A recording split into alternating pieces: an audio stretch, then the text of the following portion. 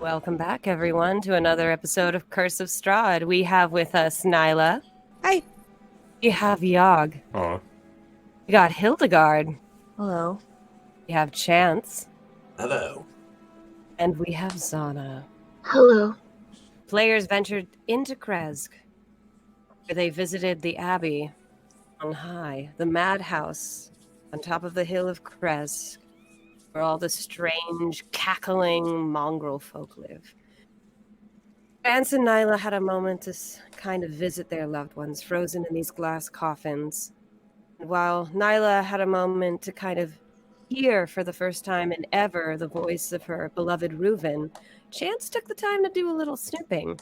He found something interesting, maybe a little bit more than he bargained for. The abbot and Hildegard followed shortly thereafter, where it was revealed that the abbot was in fact an angelic creature, a deva, from some unknown land, come to this one. Coming down from the place, they stayed at the Krezikov's manor, where their son, Ilya, had recently died of plague. The abbot made a strange appearance and brought the boy back to life, but for a price that he only told the Baron. It is the morning after. Sudden birth in Kresk drew the girls away to oversee a delivery, while the boys stayed behind and enjoyed a hearty breakfast. Ezmerelda, the Vistani that travels with them, left that night and has yet to come back next morning. First, we begin with a prelude. Skies darken as the weather grows restless. Footsteps echo, pacing before a beautiful mosaic window that looks out onto the fog-shrouded banks of a steep valley. The silhouette of the man in black stains this otherwise beautiful place. A second pair of heels click, click, click down the halls, following the entrance of a woman in ivory. She bows low and bids three figures to approach. As ye requested, my lord. Quick as she came, she takes her leave. The room is quiet until the man in black speaks. Covens speak highly of your skills. Three sets of filmy white lenses over dark, infected eyes watch on in silence. Dark figure gracefully sways with subtle motions. Continues. There is someone that need removed from play. Takes a game piece from a nearby chessboard. Black bishop takes white knight. Little white piece is thrown to their feet, smashing to the ground. Now lying in broken 2 pieces. Their exchange is brief, and nothing more need be said. Nothing more could be said. They bow their heads low to the lord of the land. Silence was their promise. We begin play. The faint sound of a violin playing from the belfry on high. Women return after a strange encounter with a delivery, and the boys have enjoyed their breakfast. The women come back into the house. They find many of their plates somewhat empty. Day is yours.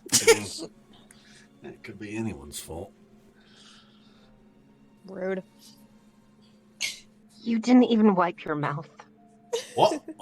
What do you mean? And he kind of touches his beard where there's some egg yolk. He's like, oh, that was mine. Dab, dab, dab, dab, dab, dab, dab. Well, you guys missed a cute baby, just saying. Is it out of my beard, yeah? If you're all still hungry, I have some meat you can have. Essentially, holds up some barely heated up meat that he's tried to sear over a candle. Yeah, Yogg's got candle meat. You'll be fine. It's a baked one, the rare side, but it's good. I think I'll pass on the kennel meat. Yogg, I'm sorry. I've lost my appetite, and Hildy is looking at no one in particular. Oh no. Or can be more food for me, I suppose. He says and just eats it himself. Say it all works out. Was it a boy or a girl? A boy. It was a boy. Yeah. That's kind of weird though. The midwife was like, "Oh, that's too bad. This kid doesn't have a soul," and then the parents got offended. It was weird. Yeah, of things to be said, that would be a strange thing to hear. Yeah. Who Anna says that? walks in behind you and rolls her eyes. Strange people in their strange ways, yeah? And she goes off to start cleaning up some of the plates, and even her own plate got tampered with a bit. She sighs, like, picks it up, and her husband's like, "Oh, no, don't be shy. The boy's growing," you know? And he, like, pats his son. And you girls have a moment where, like, even Anna just, like, shoots you a look like, men, right? And she goes to her chores. Nyla will help her clean up. By the way, And she welcomes the help. so is your son feeling okay? He seems like he's fine now. He's good. He's good, but and she kind of looks behind, and Ilya still scratching at his hand. You kind of maybe take a moment too long to really look at how his nails are starting to dig into the back of his hand, that skin, those tendons. Ugh. Ugh. He's alive. This is what matters. Yes, our son will grow up healthy, strong. Yeah. Yeah. Was that the? I mean, yeah. Is he okay with his hand?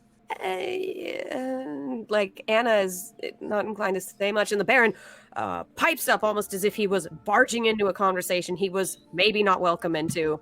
Oh, no. You see, these side effects, they grow up. He went through a terrible time indeed. Yes. Ilya, come. Go tend to the chores. Up to it. And Ilya's like, "Yes, father." And he goes off into the yard. That's a bit of a strange look in his eye. Then again, Barovians are quite strange on their own, so it's kind of hard to say. What will you do now? Anna says.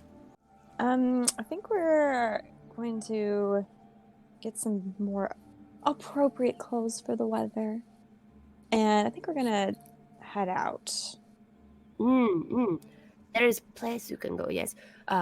This certain crossroads, yeah. You come into Crest, you go in, and there's a road that takes you into two lanes towards the water. You've seen it, yes. And she talks with her hands. You go in, straight into the road of Crest. There are two houses there. They set up their, in a way, we of Kresk, we do not coin is nice, but treasures have been long trapped in this place, and it is not nearly as welcome as other goods, trade goods. What you have for something we have, and so on and so forth. Sometimes even work can be traded in certain instances, as you have seen. And she gestures to how, like, you guys needed to do a few chores to stay in the house for a little extra food, little this, little that. But there are houses. You can, they're more than welcome to share conversation, to share goods, to share food. We have provisions. Go, child. Oh, okay. Thanks. That's actually really helpful. And you're saying this is in the city or outside? Mm-hmm. No, inside. Oh, we do not venture.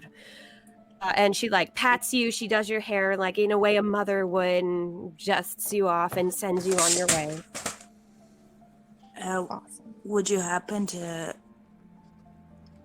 Wait a second, I dropped my computer. Would you happen to have some sort of a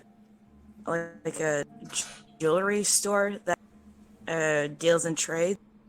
Jewelry store. We do not have this jewelry stores per se, but the wives of Kresk, myself included, we have some trinkets. Perhaps we trade for new trinkets. She Hildy's just gonna pull out the 3 rubies that she found inside the wedding dress. Oh, she like her eyes sparkle. Rubies, yes.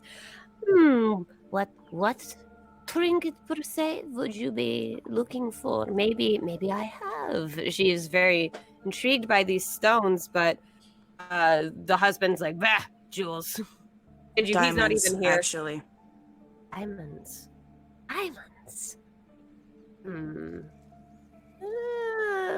You come. We see. She takes you into. She asks you to wait outside, and she rifles through her bedroom, takes a box, and it's a very humble trade. It's like a noblewoman, this small countryside, pulling out a jewelry box.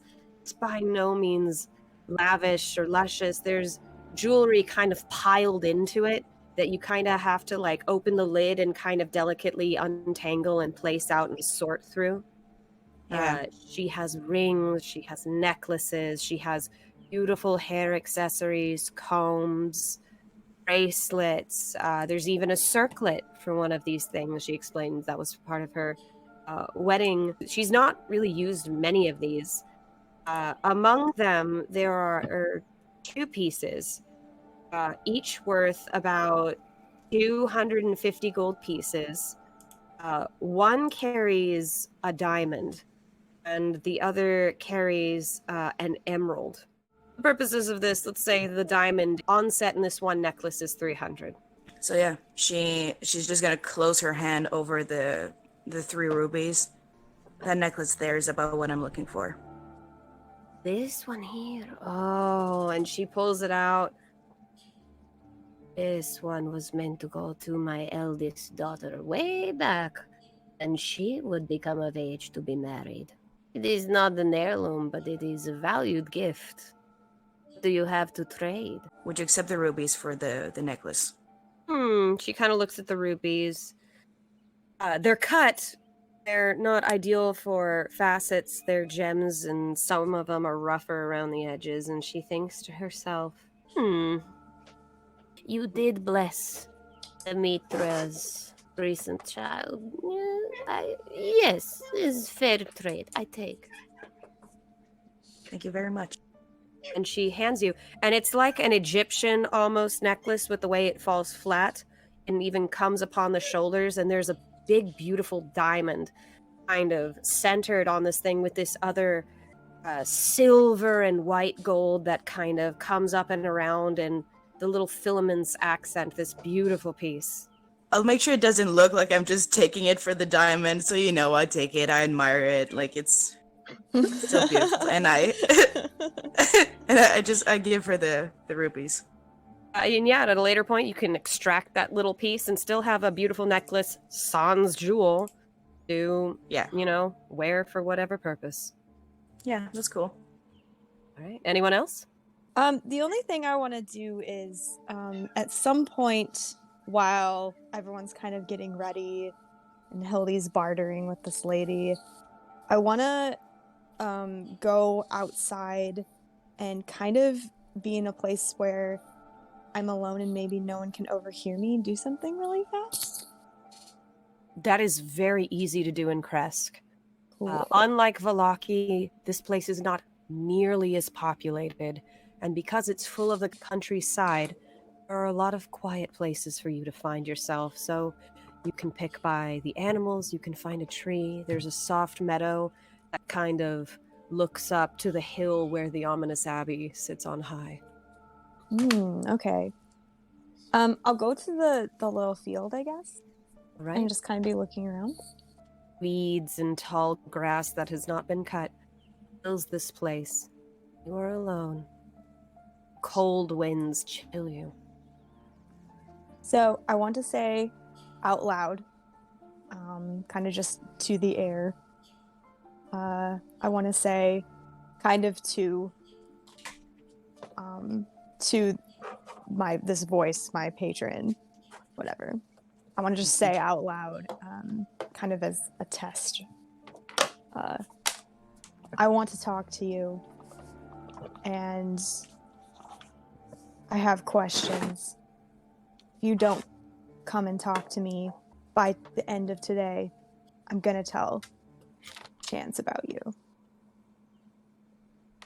Your wrist has a tingling sensation, almost like and you kind of pull up your gloves to kind of take a look at this tattoo, what's going on, and you haven't noticed because you do wear gloves.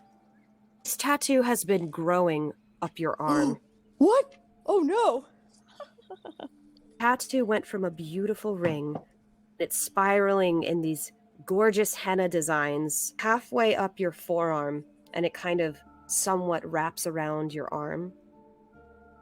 It starts from that little dimple by your thumb, and as you kind of talk and pull it up and see that, it starts to smoke. You breathe in some of this smoke and a little dizzy. Your head gets so faint. And you open your eyes as you kind of look around. It's not the same place you've been. It is that point where you look out over the valley. Valley of fog.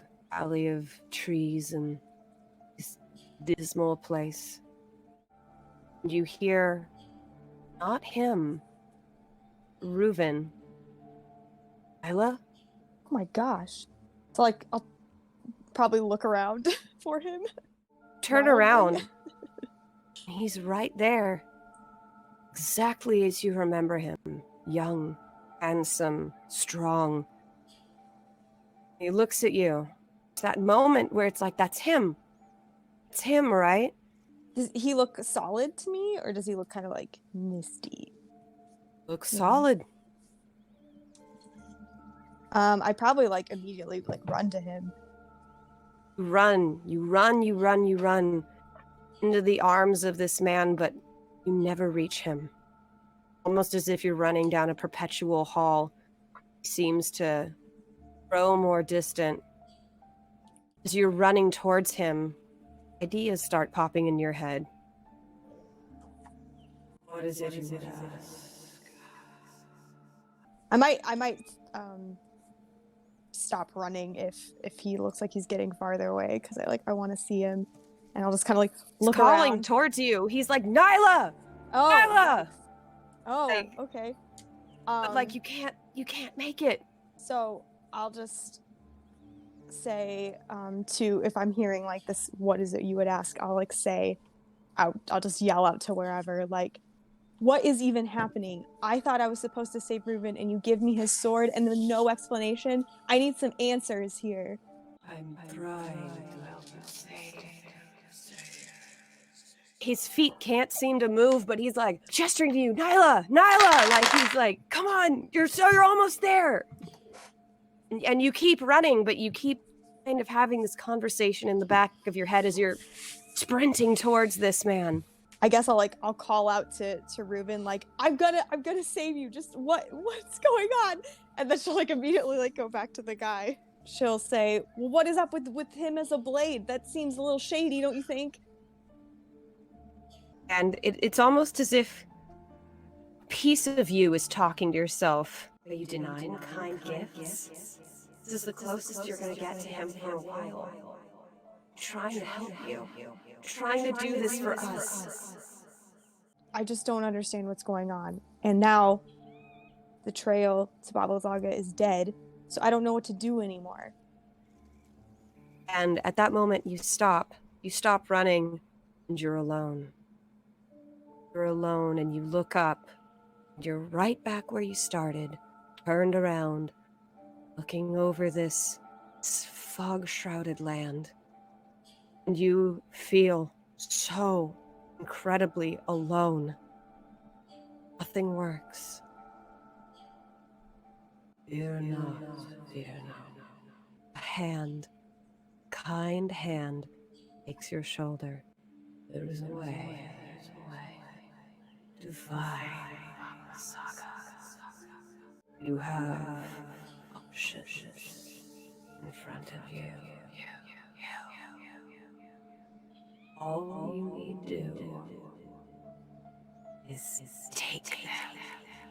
And without an echo, your mind kind of shimmers back. into distant field. A cold breeze wakes you from your dream.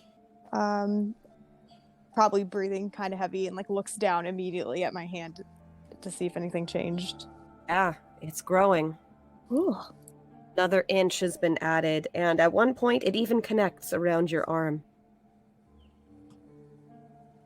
So it's like the same pattern, you say? It's just growing and growing?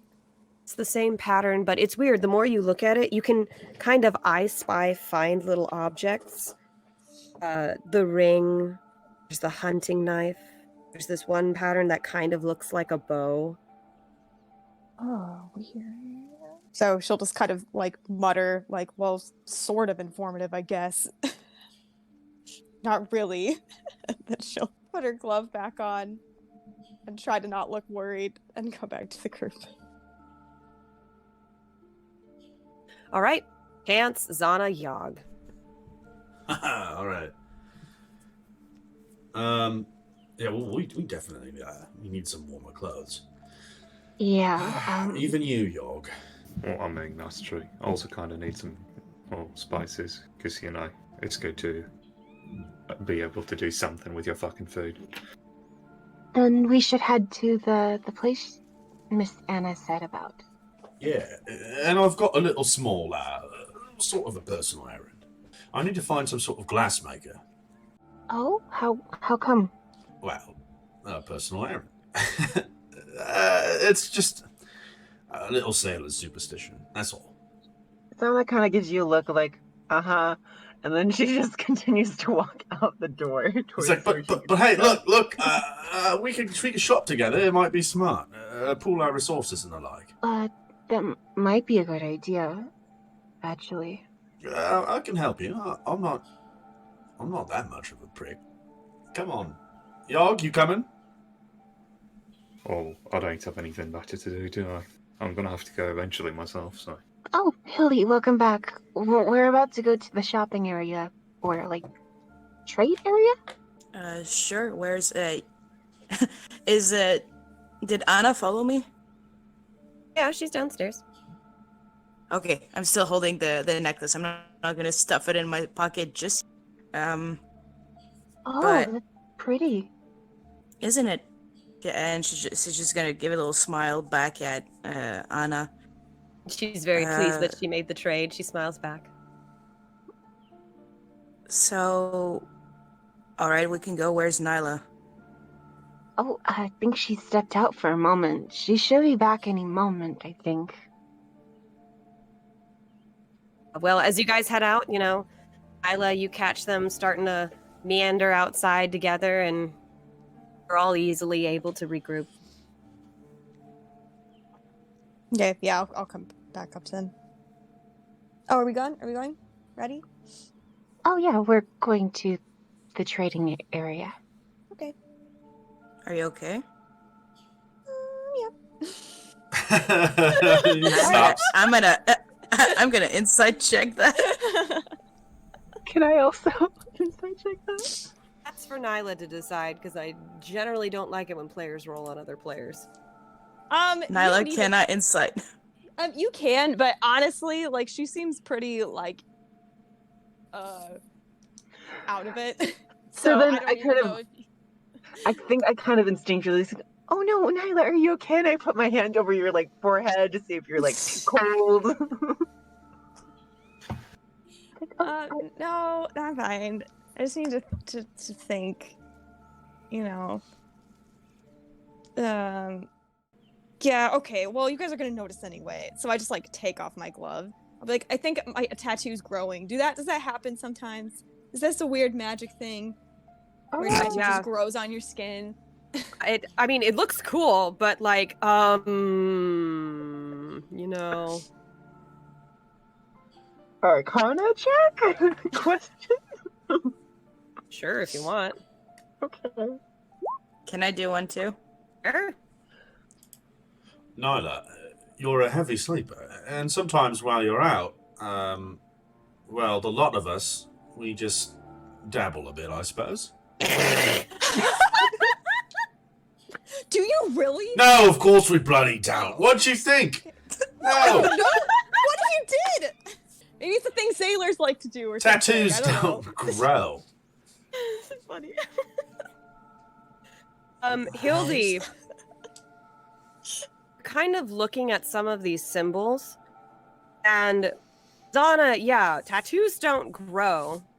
Beautiful design, and it grows in a unique way. You do see little symbols here and there, like a ring, a knife, bow. You kind of see what looks like a pretty vine with a flower over here. You're not sure. Oh. Hildy, these symbols look a little deliberate. Grows like a smoke. It grows like a smoke around her. You can almost predict where the next symbol might fall on her arm. I think this means something, Nyla. I think they're connected, or I know it sounds really strange, but clues or something. Look. And she's just gonna trace her hand and kind of basically explain to her what you just told me, Grace. It seems deliberate. That makes sense. Oh, would you happen to know why? Well, because I think my sword is my fiance. Wait. The deadpan look. She's staring at her arm as she mumbles this, and then like glances up at Hildy like for the reaction afterwards. You know, like to see an expression that perfectly mirrors yours. She's not taking your shit. What? I'm serious. Oh my god, Nyla's gone mad. Does anybody say anything? Like, there's this awkward tension in the group right now where this... Well, hold on. Well, Nyla said that she heard a voice from her sword before. Yeah. So maybe it's something to do with that. Well, like, it feels sad all the time. And this is all the stuff that, like, this is my ring that Reuven gave me. She's, like, pointing on her arm. This is my ring that Reuven gave me. And this is a knife that he used to carve little things for me on.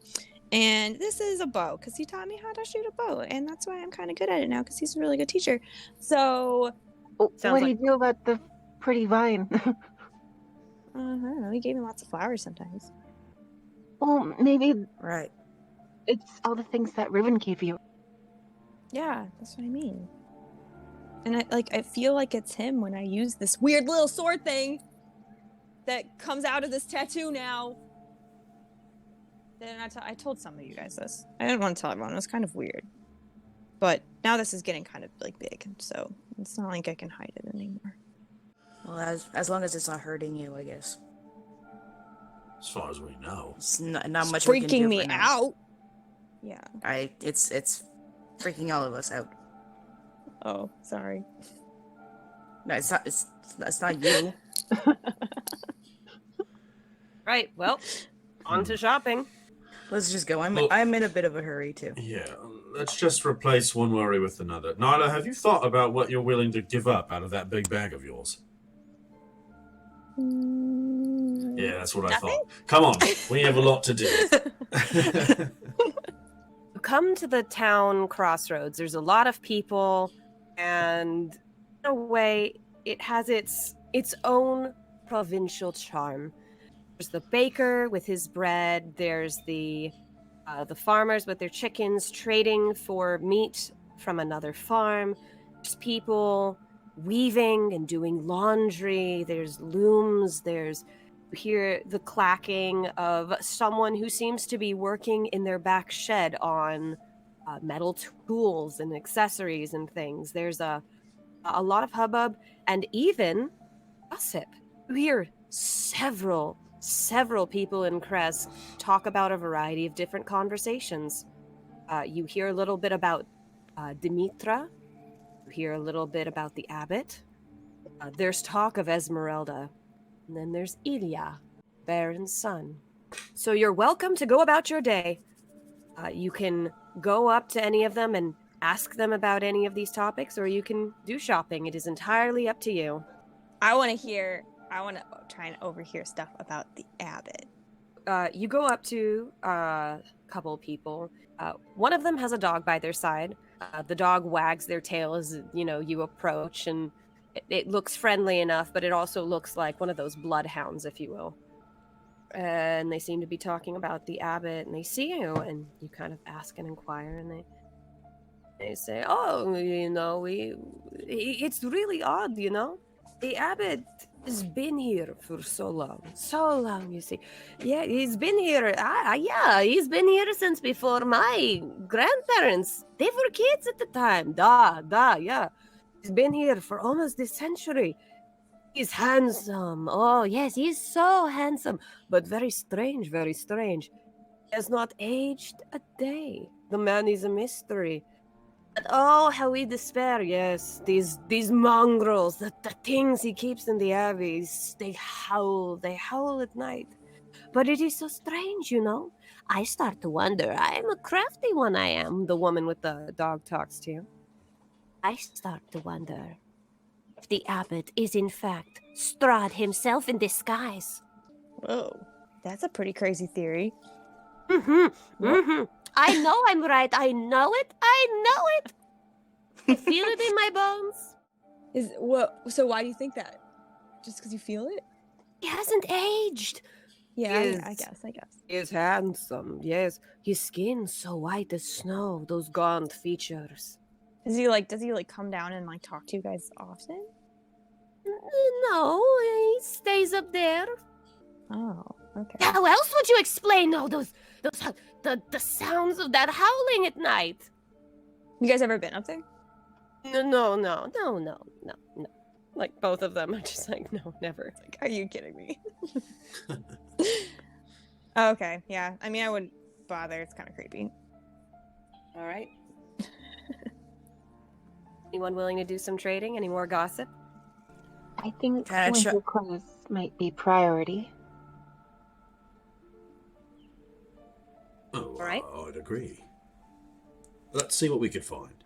And I guess we'll go looking for a some sort of general store or something where we can trade, maybe like a fur trader or something. I don't know. Yeah, you find a few of them. You find some people in the market. You're just kind of talking, and there's trades. You have to kind of go into their personal houses to kind of do the trades. There's no big shops. There's nothing crazy. There's someone that uses their house like an inn. There's someone that uses their house like a general goods store, and you kind of walk in and salutations, like come. What do you have? And yeah, a simple variety of clothes, food, and supplies are at your disposal. I think Chance wants to buy a massive, a big bear cloak. Something that is just huge that he can kind of drape over whatever he's wearing, and he can also kind of shed in a moment's notice if he needs to. But something just a massive warm cloak, and then a pair of nice warm boots. Probably fur-lined boots as well. You're not gonna walk out like you just walked out of Vegas in the big fur coat. They can give you something, an old soldier's coat. You actually see among the many trade goods in Kresk, you do see a variety of clothes that do not fit in any way, shape, or form the Barovian fashion sense. And if you might ask, how strange, where did you get these? He'll tell you, it's very simple. You are not the first outsiders in these lands. All who come. Literally, he kind of gestures to some stitch marks, a stain on a couple. Jesus. It's good for business, huh? He makes a dark joke, and nobody laughs. Chance laughs. He's like, suckers. Well, let's see what they've got. One of them happens to be like an old Russian double-breasted soldier's coat, or a general's coat. It's got fur along it. It falls low. It's not as heavy as what you might have wanted, like a big weighted blanket. But it is definitely meant for the winter, and it does have a matching pair of boots. All right. Yeah, I'll take this. I suppose looking for an offer. Well, What do you have to trade? And he kind of looks through his, like, opens up a pack and kind of at his feet, and then clanks and grabs this unusual, like, kind of, it's like a chain, a big hook, and he's like, and he puts down what appears to be a bear trap on the on the just gunk. He's like, all right, look, you don't have a bear cloak, but now you can get one, and I want to add, I have watched for days my friend go out into the woods and hunt animals all on his own with sticks and twigs.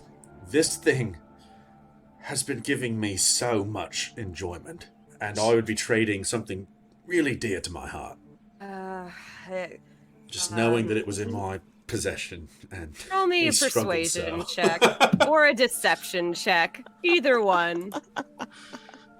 I mean, he toiled in the snow, like, you know. Hey, Doyle? Whoa, like he's suddenly very taken by your tale. Pigs, you say? Ah. And all this time, I just had this trap right here. It would have been so useful. It warms my heart better than any fire could, and I'm willing to give that to you, sir. Well, your stories touch me. I'd be willing to take this. Something small in addition. Come. Oh, Look at the finery of this coat. And this coat, this double-breasted Russian coat with the big fur on the shoulders and even a little bit inside the sleeves, what have you. This military coat, it's any color you desire, in any style you desire, as well as the boots. Except, cannot be worth more than 50 GP. So it's not made of gold. God, I actually don't have a whole lot. I think what I would do is offer a bunch of pots and pans that I have from the mess kit. So, like, he has, like, one tray. It's like a small, kind of collapsible travel dish. And he kind of flips it over, and you can see he's like, on one side, pan. Oh, yeah. Flip it over.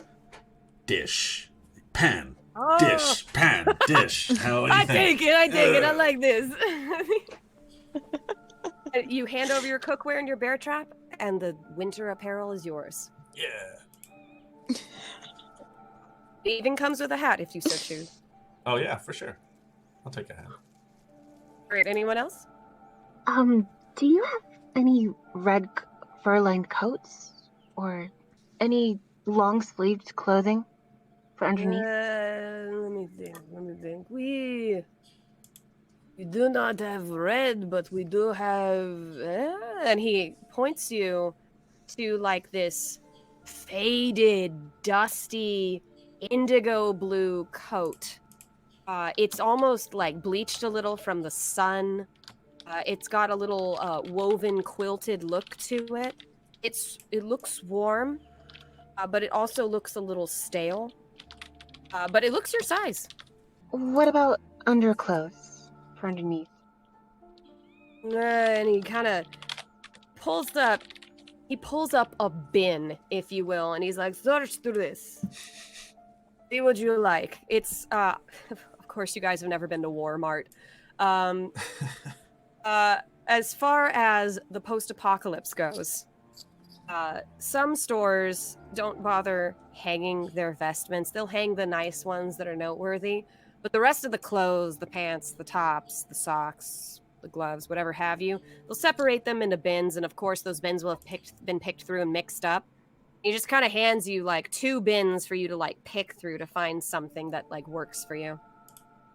So I'll pick through it and find like longer tunic and like Right. some pants. If they have any more winter boots, then I'd probably take a pair of those. They have a pair of dusk elf boots that seem to kind of fit your style. They're old. Leather's been chewed a little bit, but they're your size and they'll do right. Just Take again, those. little beaten around and aged. Would you happen to know who also sells cloaks here too? Yeah, you can try some of the wives down the way. Okay, but I'll get these for here for now. All right. What do you have to trade? Well, like Chance, I also have his cookware, so you could have a set, But now you see, I already have one of these, eh? but you could have two. He's not enough for all of these. Give me more. Let's see. I have a tinderbox. He kind of raises an eyebrow like these joke. He gestures you put it on the table, but he's still not quite satisfied. I can also do any labor if you want as well. I can also make flowers. I can do a lot of things. If you need spider silk, I can more than happy give you spider silk. Spider silk. He gives you a look like, what the fuck? It gives you, like, he almost looks at you like he looks at all of you for a moment. He, like, calms himself down with, like, outsiders. Like, maybe it's not what he first thought. And he thinks. No, this might work. Come with me. Takes you outside and he shows you an empty kind of patchwork fence. You see that? Yes. All the way around the property. You take you spider. You make this fence strong. I mean very strong. I'll give you this. Oh, you want me to fix this fence? Fix this fence. To keep tinderbox. I take flowers. I take pen. I take dish pan. What kind of flowers would you like? The wife likes the yellow one. The yellow one. Oh, I know what those are. Those are they winter sun manhana? Or are they, give me night? this winter sun. Oh, okay. And I grow in there these long stalks with like these yellow bellflowers. Yes, thank you. I can also sear the edges so they last longer too. Yes, do this. I do it. And he bids you to your work, but he gives you these vestments when you finish with this chore. And it won't be too hard, but it will expend 1 use of wild shape. Yes, I will do that. All right, anyone else? I have a mission with Yogg I'd like to do, but I think Nyla is probably up. Get to you in a second. Nyla, what's up? Oh yeah, I would flounce into the store, very excited to be shopping. I'm sure everything is pretty worn though, right? Like some things are worn, some things are new. Some things are very bright Vistana colors. Some things are, a touch more regal to their presence, but not of this land. Okay. So I want to look for the cutest outfit combination that will also be warm. I don't mind digging. Find a cloak from an old general. You find beautiful, warm tunic of Vistana, it's like a dark scarlet. It's not quite what Zhana was talking about because it's not quite the overcoat variety. It is the undercoat variety. But you found a way to layer it with the tunic that Zhana perhaps turned away, and that would turn into winter clothing. Yeah, she's definitely looking at it. She's like, okay, yeah, I can do this and this. She's totally planning it. And I'd look for, shoes and maybe some gloves and a cloak that would be warm. Get a little clever with your clothing. It's going to be a little pricier than what everybody else is paying, but you do get a vestment, and with a trick of some needle and thread, which you are more than handy with, you could easily turn this into winter clothes by lining them together and sewing them up. Awesome. Yeah, so she seems very proud of herself and says, okay, this is all the things I want. You have some great variety, sir. Oh, you are very welcome. We always welcome trade with outsiders. Yes. Oh, and he looks at the Vistani silks. I'm happy to get rid of this. Come, what do you have? Okay. So I have this beautiful hairbrush. It has ivory in it. Oh, yes. What else? Yeah.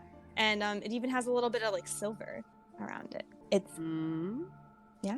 So I don't know how much that would cover. Can I roll persuade to see if that's all I can do? Yeah, you Sure. try and roll persuade to try to make this cover a little bit more than you bargained for. Yes. Oh, yes. I never like this. This Vistani. He like spits on the ground and he like tosses this beautiful, colorful silk towards you, this orange scarlet, and he moves some of the underclothes, the gloves, he pushes it to the side. All that's left are the boots and the cloak. He's like, what more do you have? Oh, okay. Thank you. Oh, this is great. Well, I have a few like copper rings that they're definitely pretty. Oh, you show. Yeah. So I'll like put them on the counter. How many? There's 4 of them. I take this. Perhaps some rope, some rations? Suit me better. I cannot eat this. Oh. Yeah, I guess. I didn't know, like, everyone seems to like jewelry around here, so I thought that might be useful for you. This, you'd keep one ring, or I take, and something small or not so small. You know, it depends on whether you take or give the ring. In addition, some food, some supply, you have. Oh, okay. So I could keep one ring and then give you, like, a ration? Duh. Okay, yeah, that works. Gives you. The trade is complete. Thank you. And then I'm done. Nice. Lovely. Anything for you? Yeah. I guess she'll just be looking for a coat or like a heavy cloak with pockets. Oh, And pockets. of course. Need the pockets and gloves, stuff like that. Like she's just looking around. You can see she's deliberately ignoring everything that's colorful. Nothing here is solid black. They're all faded colors. And the closest you can get is a brown or a faded, old, sun-bleached blue. What's the thing that's blue? Sorry? The old, faded, navy, sun-bleached blue is, much like Chance's, it's a military vestment. Only this one, it's not double-breasted, it's just a long coat. It comes down like a bit of a trench coat to your mid-calf. Got pockets. It's a little big on you. Might need a belt. Kind of gives you a pirate aesthetic. It's got a quilted interior. Is there anyone from the party around me? I'm probably hovering around. Spider working around the house. Oh, that's pretty. Are you gonna get that? Well, what do you think? You think it's pretty? Wait, what is this one again? You said 2 things and I forgot. I mean, it looks pretty cool. Like, you could kick someone's butt in this, you know? I mean, it's a little loose on the shoulders, you know, kind of. I mean, I could fix it if you want. Like, I could stitch it. She's wearing her pauldrons and it's still loose on the shoulders. Pauldrons kind of fill it out nicely. In fact, it looks like you have shoulder pads. Nice. Because she'd probably wear that like, over her armor. You'd probably need to put your cloak over it, but you can make that work, kind of. It clashes a little with your cloak. I want to, like, help her, like, dig through and see if I can find stuff that'll, like, match. All Nyla's right. into this. This is, like, her best day. You kind of look around. You kind of hold some things up to her. You're like, yeah. You're like, nah. You're like, Zhana, you find one. It's brown, yes, but you kind of turn it inside out, and the inside is in fact black. And you're like, oh, wait a minute. And you kind of hold this up to her. Pockets would be on the inside. The seams would be on the outside. But you would have this... it's not nearly as comfortable because the canvas would be on the inside and the quilts would be on the outside. It gives this almost kind of weird woven aesthetic to it. It's a raggedy, old kind of looking long tunic. What about this one? And you kind of take a look at it, and it's white. It's white with silver trim, and it's got some black embroidery. You think it looks like embroidery, but it's not quite. These black lines, these streaks, these patterns all over it. Not like a checkerboard, but just enough to kind of accent the white and the silver. And it's an old clerical vestment, and The interior is lined with a white and silver fur, and it's meant to be worn like Zhana's poncho. And if I try it on, it's like it's warm. It's warm. It's kind of cute, but it's a different look for you. But it's not necessarily It's bad. what? Yeah, she turns to Nyla and Zhana with it. She doesn't say anything. She's just like, "What about this one?" Oh, that one would be really cute. Nobody's saying it out loud, but your black hair looks so cute with that white, and your silver skin, just like it. Mm-hmm. I think you should definitely get it. Yeah, you look like you're gonna just like actually grow your wings and it's gonna match and you're gonna fly away and it's amazing. Hildy kind of cracks like a shy grin and just like, "Okay, I'll go with that one." Oh, Yay! pretty lady, you come, you come. What do you have for this one? Okay. Oh shit. I look through my things. Well, you see, I'm a cleric. I don't know if there's any service, like any quick service I could provide. If not, she's just gonna look through her stuff. She can pull out rations.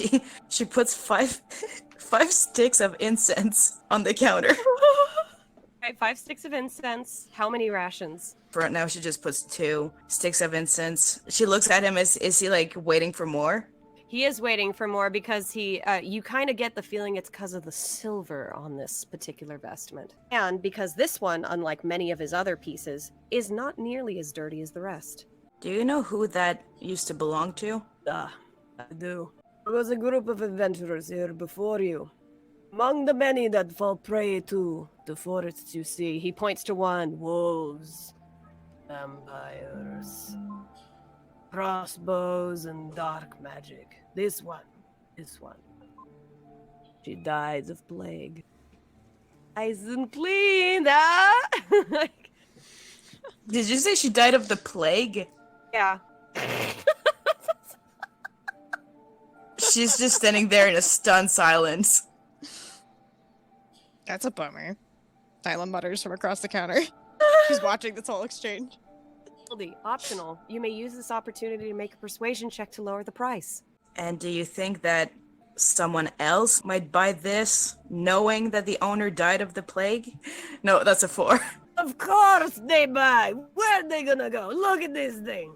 It's beautiful. It's got silver, it's got fur, it's got the black.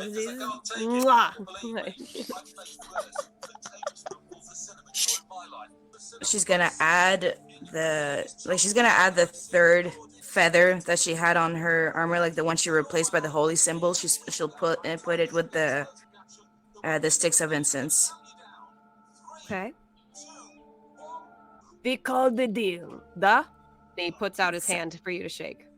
She's just gonna reply, "Da," and shake his hand. They shake. Meanwhile, Chance and Yogg. Ooh, okay. So he kind of pull him aside, like, I need your help, Yogg. And as he's kind of walking and guiding Yogg, having kind of said what we said, he's just kind of got like a little spring to his step, like this is what he's missed. He's like, let me know if you see a glass blower or something that looks a little more upscale. And we'll kind of meander through some shops. What I am specifically trying to find is some glass. Some expensive-looking glass. Won't find expensive-looking glass, but there is someone who's trading jars, bottles, and they seem to have like a humble craft to their free time. You could order something and come pick it up. Later, potentially, you could try and barter with them. But for now, it seems bottles, jars, dishware. They seem to focus on pottery, glasswork, a little weaving here and there. So come into their shop. It's run by an older woman, yes. Dearie, how can I help you? I'm wondering if there's someone in town who can, who can fashion a lens out of glass. Lens? Sort of like looking through, you understand? Yes. She kind of like looks around and her little spindly fingers kind of twiddle. I have a few things here. And she actually hands you bent glasses from a fallen adventurer and sets them on the counter. Like these. Yeah, that might do, in fact. Let's just start. Oh, by the way, I don't suppose you have any sort of heavier clothes for my friend here. I don't have it, but there's someone over there. Well, And she kind of comes on up to you, and she herself has a little monocle that she kind of fashions on her eye and looks you up and down, Yogg, and she's like, "Oh, you remind me of my eldest boy," and she like pats your calf, and this little old woman, she's small. And she kind of hunches over, and she has to use stepping stools for everything. She climbs up her little step stool so that she's eye level behind the counter. Well, I winter clothes. Let me see. Oh, right here. Oh, young man, could you help an old woman? Sure, certainly. And he'll. Or are you talking to Yogg? Either. Sure. Well. She pulls out this cast iron trunk. Like this trunk has no reason to be this heavy, but she pulls it out with the help of you, and you wonder how this woman even manages, but she takes a little key out of her pocket and opens it, and inside are these vestments from this larger man. And while her vision is going, you lot kind of notice that her son was not only a larger man, but seemed to be into some kind of strange arcane nature. Inside of the trunk has these strange symbols and squiggles all about it. Try some of these. He left a long time ago, you see. Has yet to come home and visit his old mother. And she, tries to pull out this big, heavy fur thing, and kind of holds it up to you with her little tiny hands. Well, Yogg is just gonna. Oh, well, thanks. And he's gonna try it on. If you could put this fashion into words, cultist wild mage comes to mind. This fur-lined piece that falls from the shoulders to just above the breast line. From there falls these long ribbons, fabric pieces, kind of lined with these symbols, these animal totems. It's very bizarre, but it has this kind of cloak feel to it. The rest of it falls heavy and warm like a curtain around you. It doesn't fall so far that it would cover your feet. Although, with the chef hat, it's not quite aesthetic. Well, lucky for me, Yogg doesn't care about the aesthetics. You're killing me on the inside, Yogg. Grace is ashamed. It's just like, whoa, it seems warm. Seems nice. Nice. Comes with some nice bracers. Comes with this waist piece. It's really weird. It's not like a corset for men. It's meant to be this kind of. It's like those Conan the Barbarian. Yeah, kind of like girdles or whatever you'd want to. I don't know what you call it. I don't know what they're called either. And it's lined with fur, and it's got leather, and it ties up nice. Sure, the ladies don't get to see the washboard anymore, but it keeps you warm. Oh, and yeah, no, we're all sad. And it's got some nice. The boots do not fit you, Yogg, but you could probably take one of these leg bracers and get a leather worker in town to fashion them into sandals for you. Yeah, that seems good. Chance would kind of pull Yogg aside for a moment as he's looking. He's like, Yogg. Look, I had a plan, but I don't suppose you've got a way to pay for these legitimate, like. And he's whispering low, so she can't hear. He's kind of doing this while she's distracted. Well, that really depends on what she considers good enough payment for this, to be honest with you. Well, what do you have in mind? Well, I mean, assuming they don't just take gold, I have just about a couple of things. I could obviously trade in some of my extra weaponry, although it doesn't look like this one would be too keen on that. But I do also have, well, I mean, the rest of a fucking boar, if she likes meat. All right, maybe we better stick to our plan then. And the little old woman, like, you know, she's like, and she like shoves this iron thing back under a tall shelf, and she kind of makes her way, shaking back up the little step ladder behind her counter, and she's like, what? And fixes her little monocle. What would you trade for this? Young man. Oh, well. Yorg's actually going to step up before go he ahead. can do anything. And he's going to say, well, I don't know what you want, because I have, like, I don't know, just about 3 different things that might be interesting. First of all, I've just got to check. You're probably not interested in just taking gold, are you? Well, I suppose coin can tip. They're in their balances, but Alright, fair enough. And how are you on food? Because I've got like half a boar if you're interested in some other things too. I would be most grateful. If you would like, I could probably carve up the boar as well. Would you do that for me? Yeah, no issue. If you want, I could probably salt it down to preserve it better as well. I don't think you're going to eat it all by, well, tomorrow, basically. I'm like looking at the chat over here. Like, keep going. She's like, oh, really? Thank you.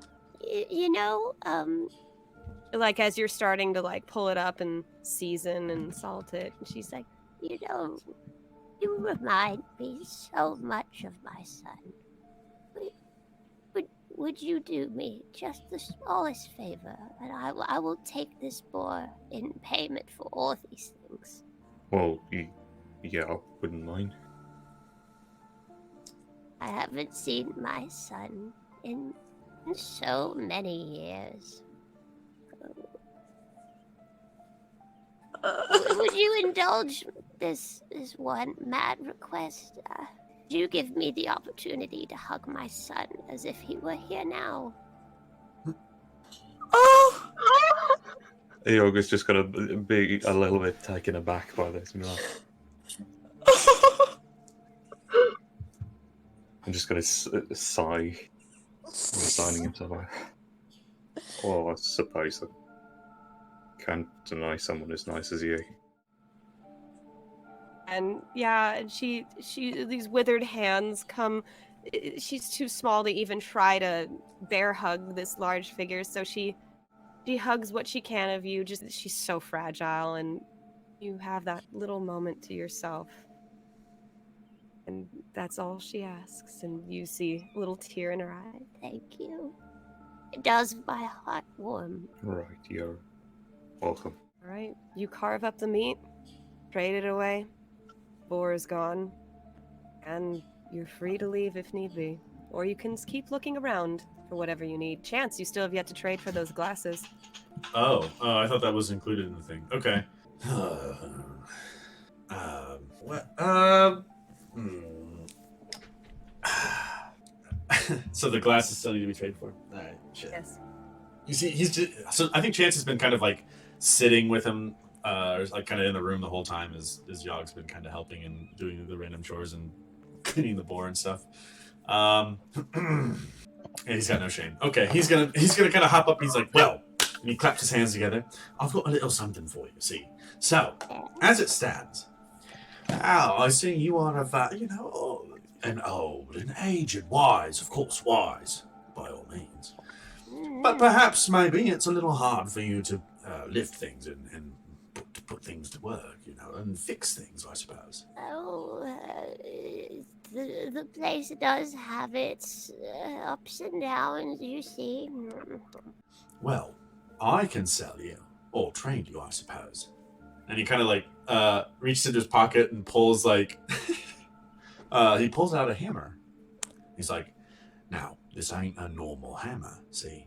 This hammer can fix anything you touch. Small at first, maybe.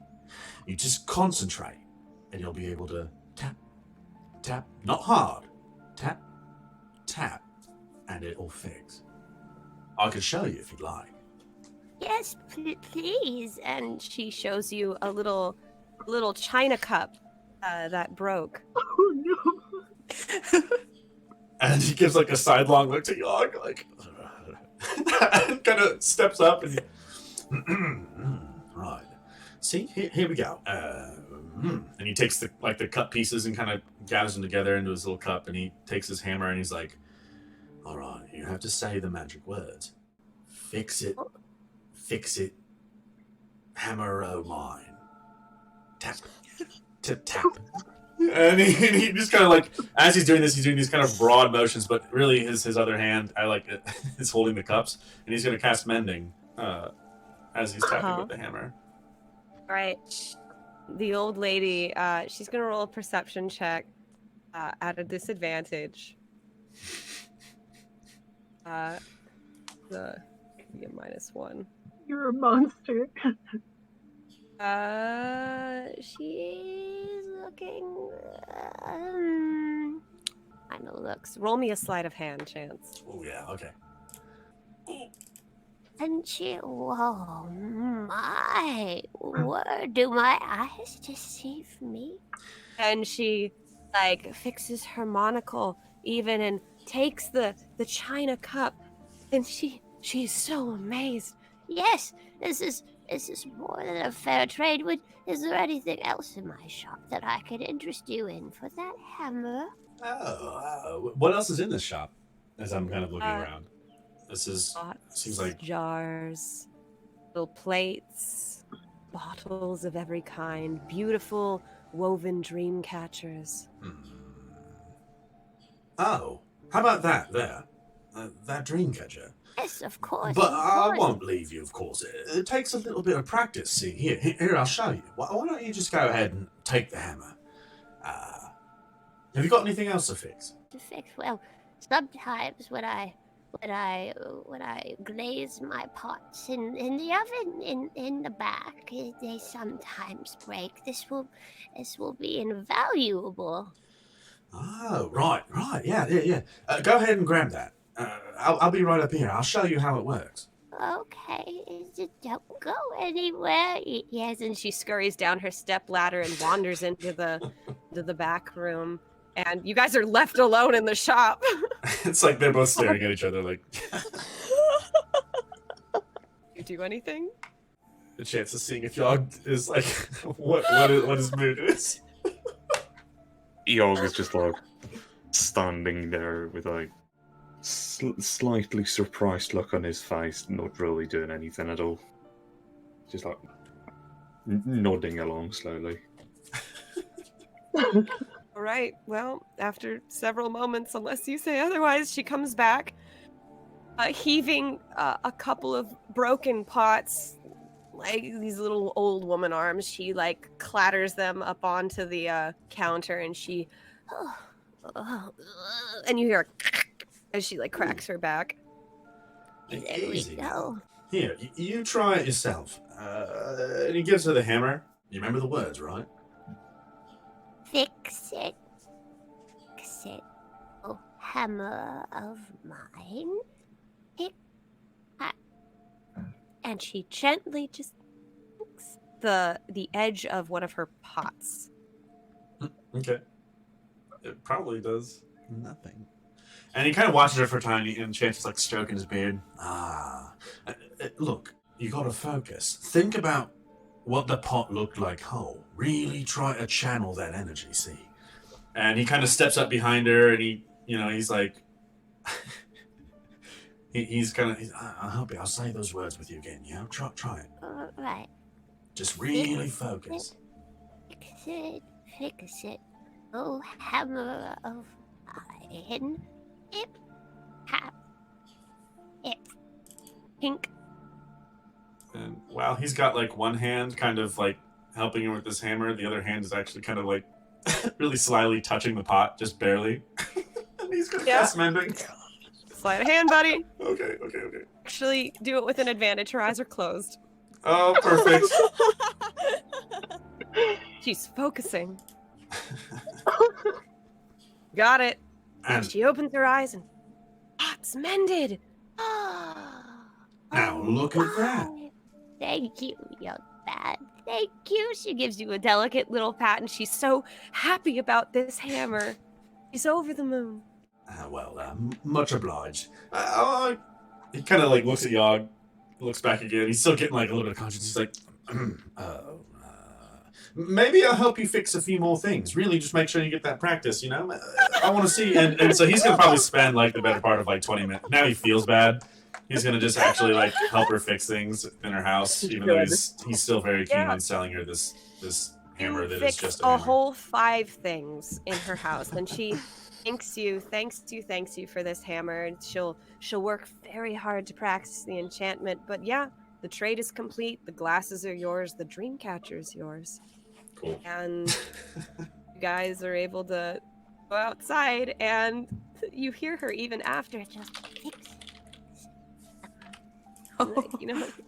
And before leaving, I was just going to hang back and wait for a chance to just leave the shop. Yeah, it'll leave. And once I chance leaving, Yogi's going to go over to the old lady and toss her a bag of coins, and on top of it place a severed eagle's foot. Oh my. And he's going to look it over at her and say, I know you probably miss your son, so it's just a little token of my appreciation. This thing here. He brushes aside the bag for a second. He say, well, it's the foot of the first eagle I ever killed. It's been with me ever since as sort of a good luck charm. And I'm still standing here today. So I'm giving this to you in hopes that it'll see you safe until you see your son again. And this little hand takes your large and just rests it on your massive knuckle. An odd circumstance this is, I suppose. Should you ever need shelter from these cold winter nights, please come back. This will be home for you, I should hope. She smiles and takes the foot, and it's these little warm, tender moments that make Barovia just the little bastion that can be somewhat tolerable in these dark times. Yeah, I was just gonna nod along and say, yeah, thank you, I'll remember that as he leaves. All right. And you leave the shop, and she takes the coins in the foot. Take out the coins in the foot of your inventory as necessary. Yeah, And that little pouch contains 25 gold pieces. oh wow, that's a lot. That's a lot for is a lot. Barovia. Making up for Chance. Chance is a monster. He's whistling a little ditty as he's walking off. To reconvene. I mean, the with worst brothers. part is he doesn't even fucking know Chance dicked her over because he's perceptive and insightful enough to figure that out. All right, well, 100 years of bad karma to you, my friend. Oh, no. Chance feels alright, you know, it's nothing she didn't need. You know, superstitious dream catcher and glasses, but she has a monocle. He's like, something. Guys come into the square where you're met with the town gossip, the trade. Again, ahead of you, the gossip topics are Dimitra, Ezmerelda, the abbot, and Elia, if you want to action or ask about any of these things. But Aside from that, the ladies seem to be coming back from the general store around this time, and you meet up in the town square. Did we find a red coat for Zhana? On the chat, we were on a mission. Yeah, we were gonna go to the wives next. Okay, you go to the wives, and the wives, actually, among them happens to be Kretiana, the woman whose son was formerly a werewolf. And they're in a sewing circle, and they're all talking, quilting this big, heavy, warm blanket together, just kind of rocking on their rocking chairs. And it almost feels like a gaggle of women just kind of talking shit about the town. And they turn to you, and... Hello again. Welcome. Welcome. She sees you, Hildy, and she gives you a warm wave. I gingerly come on closer. Ladies, we are on a mission to find a red coat for my friend, because red's clearly her color. Red. Yes. Red. And they kind of turn to each other and they look around.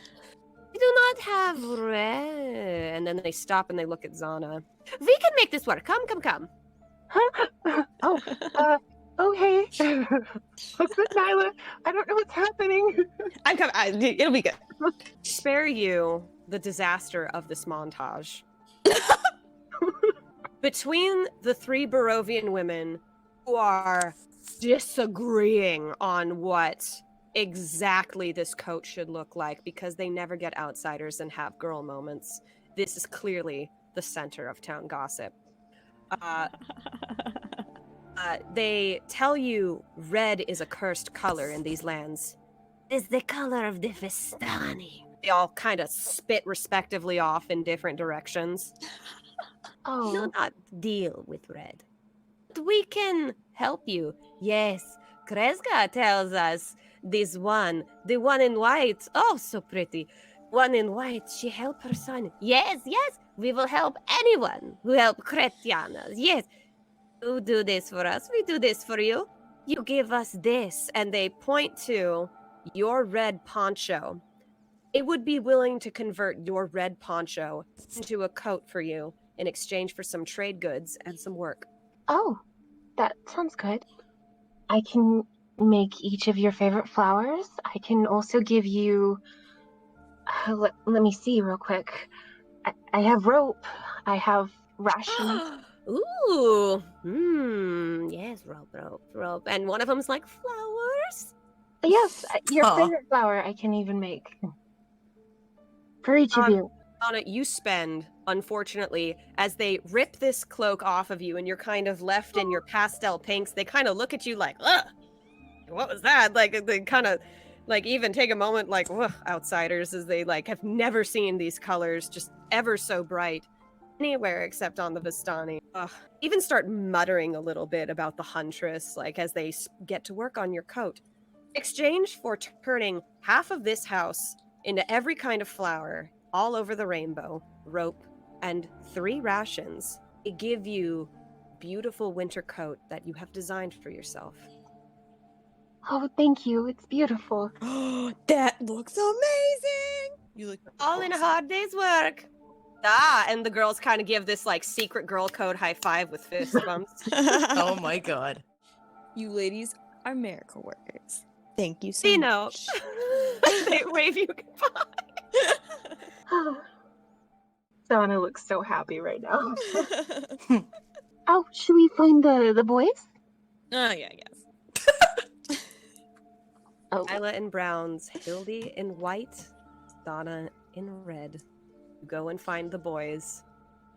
Chance, I'm not sure what color you decided to have your double-breasted coat look like. You can describe that.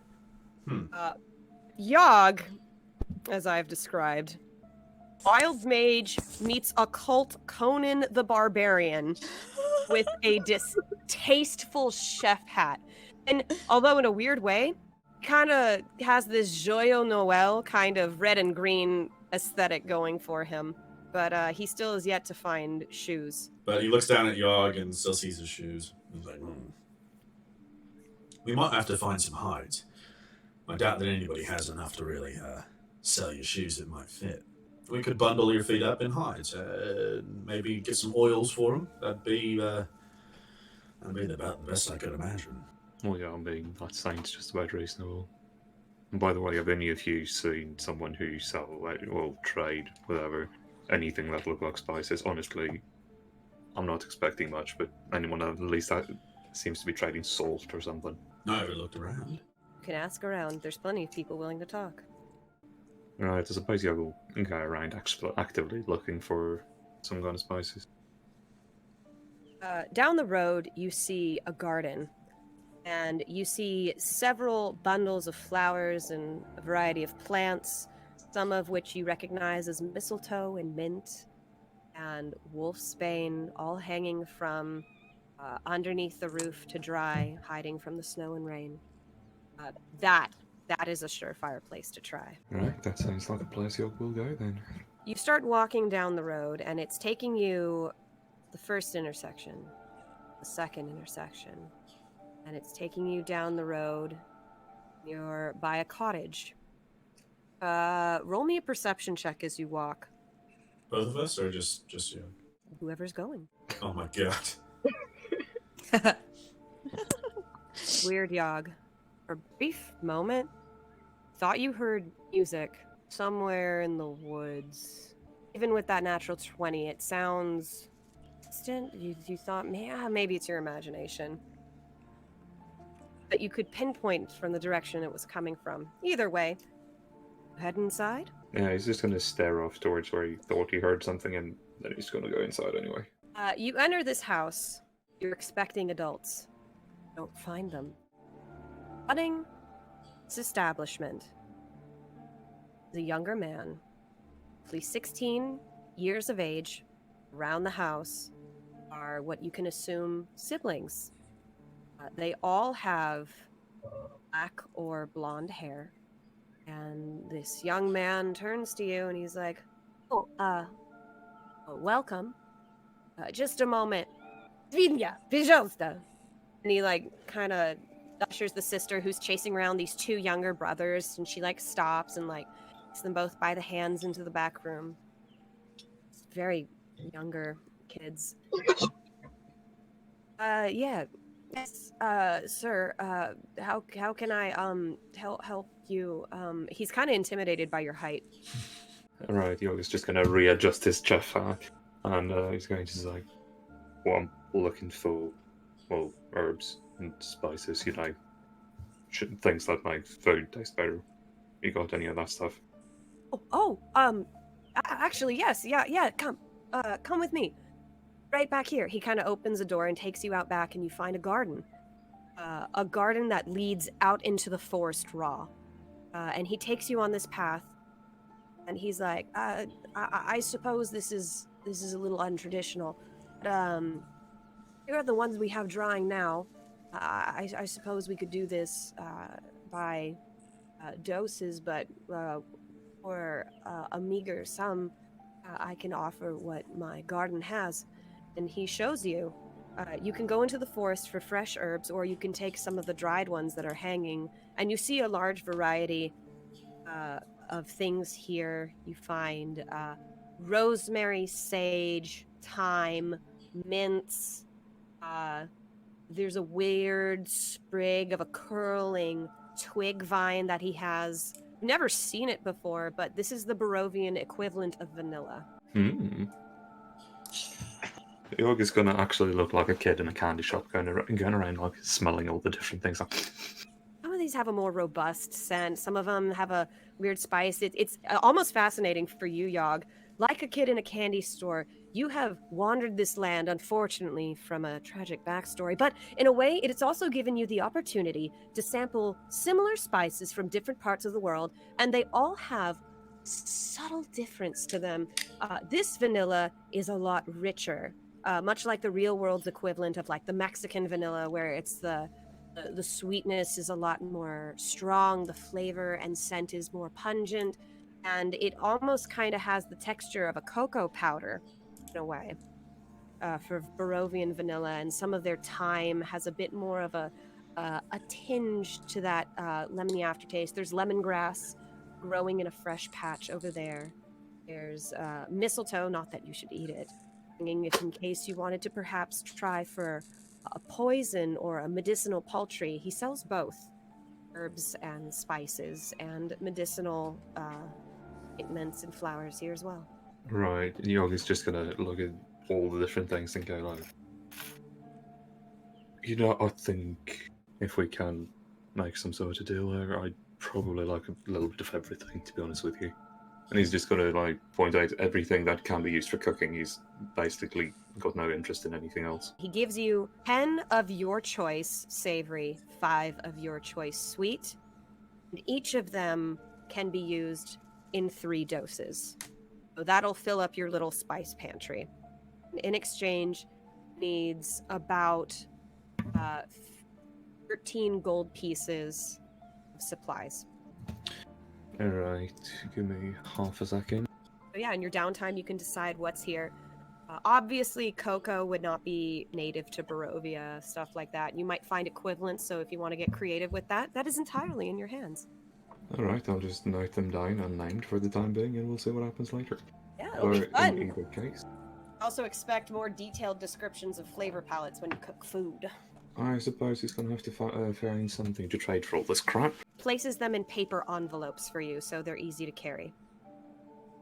Ooh, no. Chess is leaning against like one of the counters, kind of in the main lobby, just kind of looking the place over. And if Yogg looks perplexed, he might step in. But Let's see. So Yogg is essentially going to offer up most of his rations if they're interested in that. How many do you offer? He's going to offer up 7 rations, I suppose, which will cover some of the cost. That's pretty good. Needs a little more, though. Yep. say, is it just you on your own here, kiddo? Where's your parents? I'm afraid they're off to better lands from their line of work. You understand? Oh, sure. Well, you're lucky that you've come into that we happen to walk in. And he walks up to the counter and pulls out like a light crossbow and a kind of a quiver of about like 6 bolts.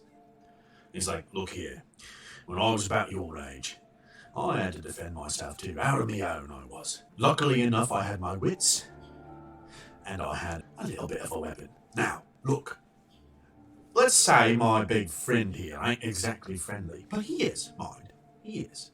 But let's say he won't. You need something easy. You need something to protect yourself with. It won't be long before the guards come, sure, but that might be just a moment too long. Now, there ain't no simpler weapon in the realms than a good sturdy crossbow, you see? You pull her back, put it in, point, and shoot. Yeah. Punk. Lands in the door. Now, even if he's a big sod like this fella here, put it right in his chest. Don't aim for the head, don't be fancy. You'll drop him.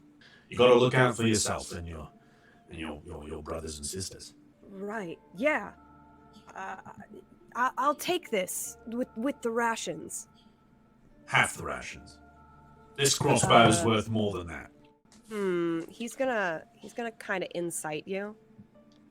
Sure. Yeah. Okay. So 4 rations and a crossbow. The quivers. We'll call it square. I'll even add the bows. Yeah. Right. And he shakes your hand. Both of your hands. Right, it's always good to make a trade. All right. So please remove those items from your inventory. And the spices are yours.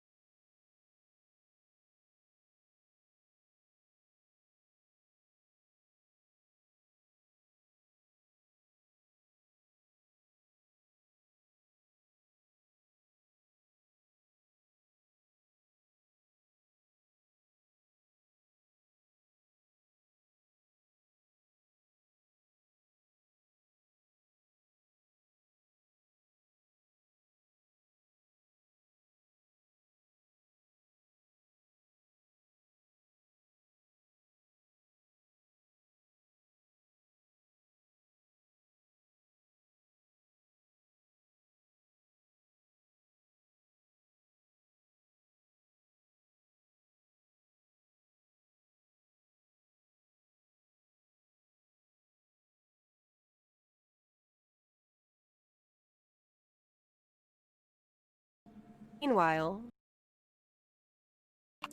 so far, it seems like Zhana and Nyla have taken an interest into some of the things people are saying about Ezmerelda.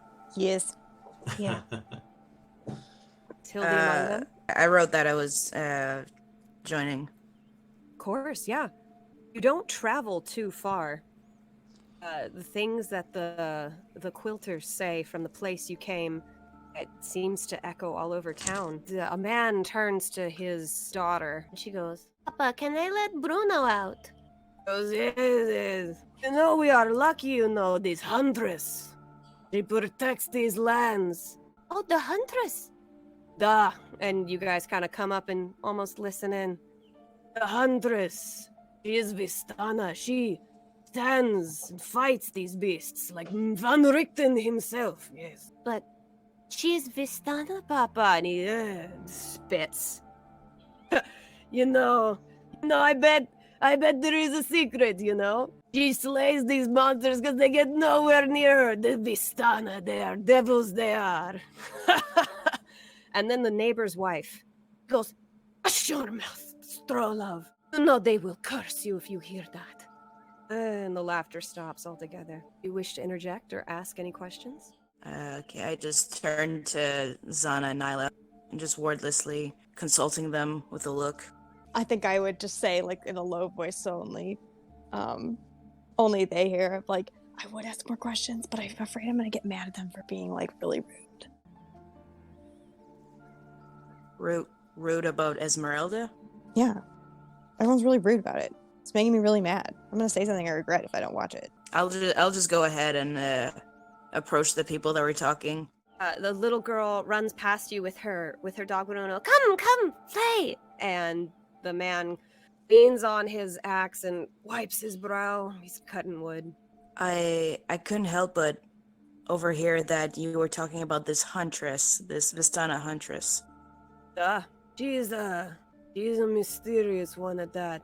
Bears little words for us. But in times when trouble comes to Kresk, it comes from the shadows, she does.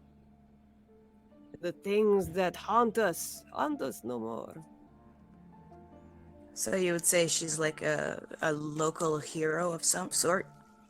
He's like, yeah, well, yes, but no. Care to elaborate? I trust the Vistana as far as they don't travel. You get me? They come and go from these places, but they are the devil's servants, they are. Snatch children in the middle of the night, lure you into their camps with their songs and their strange gypsy ways. And not to be trusted. So, Zhana, you're in this conversation too. You hear what's going on. They have been known to do terrible things at the behest of Devil Strahd himself. Ezmerelda is no different. She may seem like a hero now. She may fight like the famous Van Richten. I do not trust her. All Vistana are the same. Are you sure of that? Because I've seen my fair share of what she does and what she does for others. He gives you like a shrewd look. Do I look like someone that would trust anyone easily? You look like an outsider to me. I do not know what outsiders do except get killed if they don't watch their backs. Do you know where she went? Gypsy? Yes, she left town here not too long ago. Hard to say. She leaves as soon as she comes. I cannot tell if the trouble follows her or if she stops it. Either way, I did see a card. I was lighting the lanterns for the night. Saw a wagon go that way, and he points down the road. Outside, on the way to the out of town. Was it more pointed towards the vineyard or towards Vlaki? Vineyard. Oh. Mind you, that is the way out of Kresk. This is all I can say. At least she pulls her weight. And the neighbor's wife gives you guys a look like, it's harsh because he lost his wife to the vampire. And he shoots her a look like, woman, hold your fucking tongue. I'm just saying, Durgov, you are too harsh these days. You'll out cold the winter, Pulls out a flask from his hip and starts drinking and puts it back. Well, that's interesting, but she just turns to Zhana and Nyla and just said, I think we need to get a move on. You're right. Thank you for telling us what you know. And I'm sorry for your loss. Still have my daughter. He points to her. She's playing in the yard with the dog. I suppose I can't be entirely ungrateful. Were it not for the huntress, would not let her outside these gates. Take care. Says nothing more. Should we find where the boys are? Or do you want to have, like, I don't know, maybe, like, should we bathe? I'm gonna be honest, we haven't in a while. Yeah, it's been cold, or has been caked to your previous vestments. Sweat has turned to grime.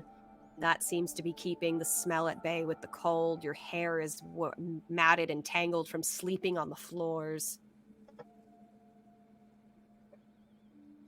Is there a place for that I don't know, we might... Reasonably, you could probably ask the Baron, the Kriskovians, for to use just a basin or something to wash up. yet? Yeah, sure. Sure, Boys or bath? That's the question. Can we see them around? At this time, they're probably gonna come back towards the square, maybe? Yes? Yeah. Okay. Wave to you down the road. Yeah, You're I'll always way too preoccupied smelling his little envelopes. Oh, that's so cute. Yeah, I'll like run up to him and be like, okay, close, success. I think we just wanted to like wash up first before we leave, you know. You guys could probably do that too. We all could, you know. Did you guys find stuff? Yeah, I think we got what we need. Oh, what's in the envelopes, Yogg? Yeah. Well, I mean, hopefully things will make food taste better. But you'll see in due time. I'm excited. Can I smell? Sure. You just like hold sight of the bunch. Zhana is also tempted and smells. Yeah. Ooh, these are cool. Oh, it smells so fresh. It's like having birds at your bird seed out and the ladies flock to the Yeah. Smelly, yay! All right. So, where to now? I guess we'll wash up and then we'll go Sounds and like a plan. change and stuff. Yep. Yeah. Dress up into our winter clothes. Our new outfits. And so, cut things short. You guys make your way back to the Kreskovs. You ask for a simple request, and they are more than happy to oblige. Water supply, they retrieve from the pool, and they offer it to you. And in a strange way, this is the best bath you've ever had. For wounds, they kind of ease into a painless, like, slumber. Your spine, whatever cricks and nicks and tension you have in your body, this unique mineral blend of water that Kreskov has access to just kind of soothes you, your soul, your body, your mind, and they give you even the deluxe treatment. In their outhouse, they have an area where they can boil water under burning coals, and you can each take buckets and wash yourselves over, and it's now clean and fragrant. Chance considers now selling his bathwater, but he doesn't.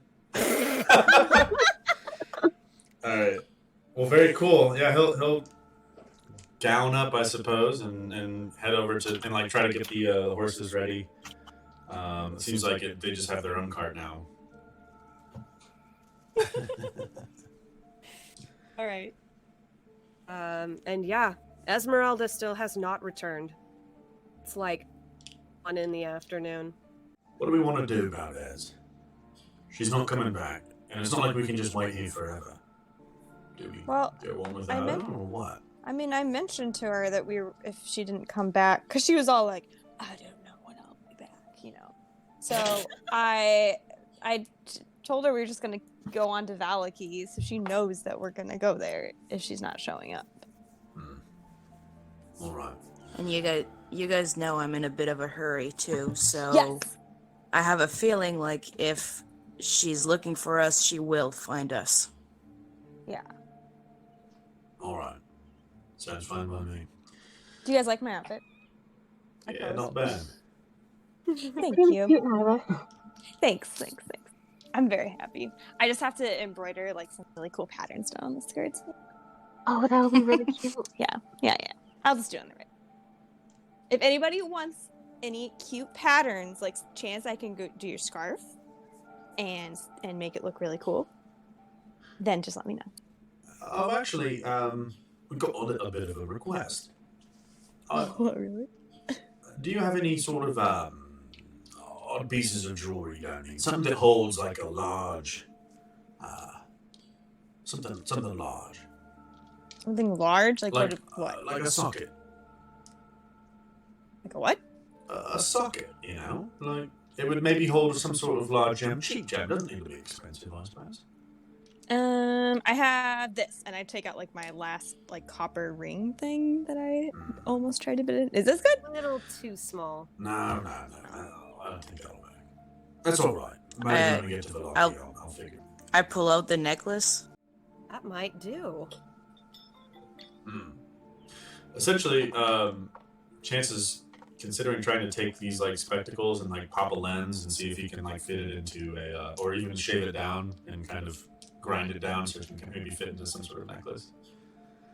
The lens, it's these are ovals, oval lenses, and you can easily pop one out and kind of bend over the filament holds of this necklace and pop the lens in its place for a diamond. It doesn't gleam with the same luster, but it has its purpose, it has its place.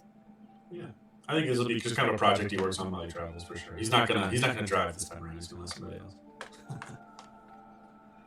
And I'm just gonna put the diamond in my pouch. There you go. All right. Everyone ready to go? Yes. I Nyla think- also claims not driving because she wants to embroider her skirt. She like. Nice. I suppose I can drive. Who wants to join me? Yog? Hildy? I can. Or Oh. yeah, sure. Okay. Right. Half elves and Yogg sit in the back, playing with their new items and sorting what they have, and the two that never talk sit in the front. We're long overdue for a little chat. There you go. Down, roll it up in your truck. Yeah, hell yeah. On that note, we are going to take a 5-minute break. Very cool. Awesome. Woo!